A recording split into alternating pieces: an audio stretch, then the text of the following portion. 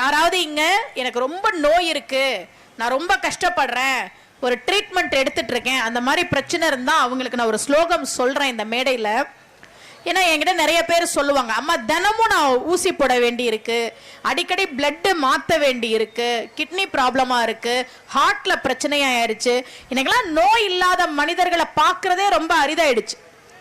அம்பாள் பண்டாசுரன் கூட போர் செய்யறான். இந்த லலிதா சகஸ்ர நாமம் அப்படின்றதே அன்னை லலிதாம்பிகையினுடைய புகழை பாடக்கூடிய ஒரு நூல்.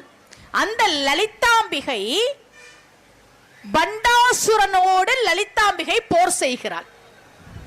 ஒவ்வொரு நாளும் ஒவ்வொரு விதத்திலே பண்டாசுரன் தாக்குதல் நடத்துறான். அம்பாள் அதுக்கு ஏத்த மாதிரி அவன் கூட போர் செய்யறான்.